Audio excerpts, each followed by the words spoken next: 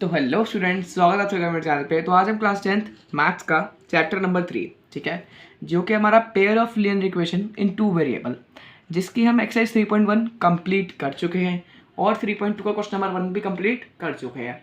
Question number 2 की तरफ पढ़ने से पहले हमें कुछ कॉन्सेप्ट क्लियर होना चाहिए, तभी हम क्वेश्चन 2 को ईजिली सॉल्व कर पाएंगे, ठीक है। तो उसी के लिए वीडियो आई है, इंट्रोडक्शन टू एक्सरसाइज 3.2, ठीक है। तो हमें इस वीडियो में ये जो हमारा टेबल गिवन है, इतना सुंदर सुशील जो मैंने टेबल बनाया है, ठीक है, इस टेबल को समझना बहुत ज़्यादा ज़रूरी है, ठीक है। अगर हमने इस टेबल को समझ लिया तो हमारी 3.2 तो समझो पूरी कंप्लीट हो ही गई और हमारा इस चैप्टर का बेस भी स्ट्रॉन्ग हो जाएगा, ठीक है। तो स्टार्ट करते हैं टेबल को, ठीक है, समझने से। ये यहाँ पर सबसे पहले हमें कॉलम दे रखे हैं, यहाँ सीरियल नंबर, ये क्या है, पेयर ऑफ लाइन्स, ठीक है। अब ये इधर क्या गिवन है, दो इक्वेशन गिवन है, ठीक है। वही दो इक्वेशन जिसमें हम एक वैल्यू को अज्यूम करके, ठीक है, उसको ग्राफ में प्लॉट करते थे। देखो x minus 2y is equals to 0, 3x plus 4y minus 2 is equals to 0, ठीक है। यहाँ तक तो समझ में आया क्या होगा कि इक्वेशन गिवन है, सीरियल नंबर गिवन है, लेकिन ये नहीं समझ में आ रहा होगा कि क्या है a1/a2, b1/b2, c1/c2, है ना। तो अब इस फंडे को करते हैं क्लियर। देखो, छोटी सी चीज़ याद रखना, जो भी ऊपर वाली इक्वेशन होगी, यहाँ पर ऊपर वाली मतलब जो फर्स्ट इक्वेशन होगी, जैसे इधर फर्स्ट क्या हुई, x minus 2y is equals to 0, है ना। इधर फर्स्ट क्या हुई, 2x प्लस 3y माइनस 9। इधर फर्स्ट क्या हुई, x प्लस 2y माइनस 4। जो ऊपर वाली इक्वेशन होगी, ठीक है, उस इक्वेशन में, ठीक है, जो भी डिजिट x के साथ होगी वो क्या होगा, a1, जो y के साथ होगा वो क्या होगा, b1, ओ, ठीक है। और जो अकेला एक कांस्टेंट नंबर होगा 1 2 3 4 0 10 20, ठीक है, वो क्या होगा, C1। उसी तरीके से सेम जो नीचे वाली इक्वेशन होगी, मतलब जो सेकंड नंबर वाली इक्वेशन होगी, जो x के साथ वाली डिजिट क्या होगी, A2, ठीक है, y के साथ वाली डिजिट B2, और आखिरी जो नीचे वाली में, ठीक है, जो नीचे वाली में एक कांस्टेंट नंबर है तो वो क्या हो जाएगा, C2, ठीक है। आया समझ में। जो भी फर्स्ट इक्वेशन होगी, मतलब जो भी ऊपर वाली इक्वेशन होगी, ठीक है, उसमें x के साथ वाली जो डिजिट होगी, इधर x के साथ कोई डिजिट नहीं है मतलब 1 है, ठीक है। तो x के साथ जो भी डिजिट होगी वो क्या होगा, a1। नीचे x के साथ जो डिजिट होगी वो क्या होगी, a2। ऊपर y के साथ एक डिजिट जो है, ठीक है, वो क्या होगी, b1। और नीचे y के साथ जो डिजिट होगी वो क्या होगी, b2। इसी तरीके से ऊपर जो एक कांस्टेंट नंबर है वो क्या होगा, c1, और नीचे भी जो एक कांस्टेंट नंबर होगा वो क्या हो जाएगा, c2, ठीक है। अब 1 या 2 का चक्कर समझ में आ गया, क्योंकि जो भी ए बी सी होगा, ठीक है, 1 इसलिए लगा क्योंकि वो ऊपर वाली इक्वेशन में है और सेकंड जो नीचे वाली इक्वेशन है। आया समझ में, फंडा क्लियर हुआ कि क्या है a1, क्या है b2, क्या है c2, ठीक है, a1 a2 b2 c2, ठीक है। तो इसी तरीके से अब देखो, a1/a2 हमें इस इक्वेशन का दे रखा है। अब आप खुद फाइंड करना a1/a2 होगा क्या। देखो इधर, देखो ध्यान से देखना, x के साथ क्या है, कुछ भी नहीं है, मतलब 1 है, ठीक है, और नीचे भी x के साथ क्या है, 3 है, ठीक है। मैंने आपको क्या बताया था, a1 क्या होता है, जो फर्स्ट वाली इक्वेशन में x के साथ होता है। ये हमारी फर्स्ट वाली इक्वेशन है, x के साथ क्या है, 1, तो a1 क्या हो गया हमारा 1, और a2 अब हमारा क्या हो गया, x के साथ क्या है, 3, तो a1/a2 क्या हो गया, 1/3। इसी तरीके से b1/b2 देखो, y के साथ ऊपर क्या है, 2, y के साथ नीचे क्या है, 4, ठीक है। तो जो ऊपर है वो क्या हुआ, b1, जो नीचे है वो क्या हो गया, b2। तो ऊपर क्या था, -2 क्या हो गया, b1। हमारे को साइंस को साथ में लेके चलना है, मतलब प्लस माइनस साइन जो भी होगा हमें उसको लिखना है, ठीक है। तो इधर देखो, ये क्या हो गया, -2 जो था ये क्या हो गया, b1, और नीचे जो था 4 था वो क्या हो गया, b2। इसी तरीके से 0 क्या हो गया हमारा, c1। अब नीचे कांस्टेंट नंबर क्या था, -20, ये क्या हो गया हमारा, c2, ठीक है। समझ में आया कैसे निकालना है, a1 a2 b1 b2 c1 and c2, ठीक है। यहाँ तक आया, फंडा क्लियर हुआ, ठीक है। अब इन रेशियोज को कंपेयर करते हैं, ठीक है। अब जब भी हमारा a1/a2, ठीक है, नॉट इक्वल्स टू b1/b2 होगा, ठीक है, तब हमारी लाइंस इंटरसेक्टिंग आएगी, ठीक है। अब ये जो मैंने बोला इसका मतलब क्या है, देखो जब भी हम एक ग्राफ बनाते थे, ठीक है, तो उसमें हमें दो हमारे पास इक्वेशन होती थी, दो लाइनें बनती थी। या तो वो लाइनें पैरेलल होती थी, पैरेलल समझते हो, है ना, जो कि कभी भी मिलती नहीं है, इकट्ठी नहीं हो पाती। या तो लाइनें इंटरसेक्ट होती थी, है ना, या तो बिल्कुल अलग ही जा रही होती थी, एक राइट तो दूसरी लेफ्ट, एक ऊपर तो दूसरी नीचे, है ना। यही 3 कंडीशन होती थी, ठीक है। अब उन जो इक्वेशन है उनके अंदर बिना वैल्यूज को डाले, ठीक है, मतलब 2 मिनट के अंदर हम कैसे फाइंड आउट करें कि वो लाइंस कौन सी होंगी, इंटरसेक्टिंग होगी, पैरेलल होगी या कोइंसिडेंट होगी। कोइंसिडेंट मतलब क्या होता है, एक के ऊपर एक लाइंस। जैसे एक लाइन बिल्कुल ऐसे आई है तो दूसरी लाइन भी हमारी उसी के ऊपर ही आ रहे हैं पॉइंट्स, है ना, उसके जो कोऑर्डिनेट्स हैं वो भी वहीं आ रहे हैं, ठीक है, तो वो होती है कोइंसिडेंट लाइंस, ठीक है, क्लियर है। तो उसको फाइंड आउट करने के लिए हमारे पास एक फॉर्मूला आया that a1/a2 is not equals to b1/b2, ठीक है। जब भी हमारा a1/a2, यहाँ पर ये इक्वेशन थी, ठीक है, क्या है, x - 2y is equals to 0 and 3x + 4y - 20 is equals to 0, ठीक है। अब मैं आपको थोड़ा सा रफ में लेकर समझाता हूँ जिससे आराम से पिक्चर हो जाएगी क्लियर, ठीक है। क्या चल रहा है सिनेरियो, क्या इक्वेशन थी, x - 2y is equals to 0, ठीक है, और 3x + 4y, ठीक है, -20 इज इक्वल्स टू 0। अब मैंने क्या बताया था, ठीक है, जो भी ऊपर वाली इक्वेशन होगी, ये ऊपर वाली कौन सी होगी, फर्स्ट इक्वेशन होगी, और नीचे वाली क्या होगी, सेकंड इक्वेशन होगी, है ना। तो ऊपर वाली इक्वेशन में जो भी x के साथ डिजिट होगी वो हमारा क्या होगा, a1 होगा, ठीक है। तो a1 हमारा क्या हो गया है, 1 हुआ है, ठीक है। और a2 कितना हुआ, a2 देखो x के साथ क्या है, 3, है ना, तो a2 कितना हो गया, 3, ठीक है। इसी तरीके से b1 देखो, b1 ऊपर क्या हुआ, -2, साइन को मत भूलना, साइन को याद रखना, ठीक है, वरना गड़बड़ हो सकती है। और b2 क्या हो गया, 4, b2 क्या हुआ, 4, ठीक है। तो जब भी 1/3, ठीक है, नॉट इक्वल्स टू -2/4, अब देखो इसको अगर तुम काटोगे भी तो 1/2 ही आएगा, ठीक है। 1/3 नॉट इक्वल्स टू -1/2, इधर हमारा क्या आ रहा है, a1/a2 not equals to b1/b2 आ रहा है, ठीक है। a1/a2 not equals to b1/b2 आ रहा है। देखो a1/a2 क्या आया, 1/3, b1/b2 आया क्या आया, -2/4, इक्वल आया, नहीं आया इक्वल, तो कौन सी लाइन्स होंगी, इंटरसेक्टिंग लाइन्स होंगी, ठीक है। अब पहला पॉइंट क्या याद रखना है, जब भी हमारा a1/a2, ठीक है, नॉट इक्वल टू b1/b2 आएगा तो हमारी कौन सी लाइन्स होंगी, तो हमारी इंटरसेक्टिंग लाइन्स होंगी। कौन सी लाइन्स होंगी, इंटरसेक्टिंग लाइन्स होंगी, ठीक है। और अगर इंटरसेक्टिंग लाइन्स होंगी, ठीक है, तो उसका कितना सोल्यूशन होगा, ओनली वन सोल्यूशन, ठीक है।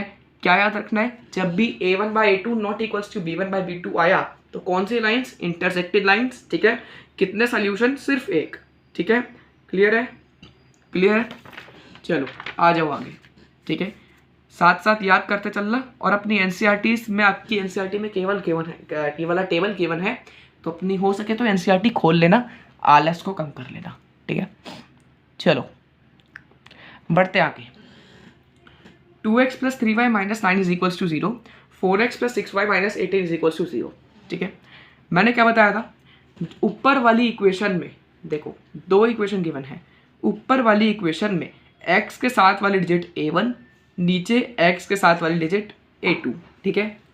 ऊपर y के साथ वाली डिजिट b1, नीचे y के साथ वाली डिजिट b2, और एक कांस्टेंट नंबर ऊपर वाला c1, नीचे वाला क्या हुआ, c2, ठीक है। और जब भी हमारा a1 a2, b1 b2, c1 c2 equal आएगा तो कोइंसिडेंट लाइंस होंगी, ठीक है। अब ये कैसे फाइंड आउट करना है आप सिखाते हैं, चलते हैं थोड़ा रफ वक्त में जहाँ पर करते हैं अपनी पिक्चर थोड़ी क्लियर, ठीक है।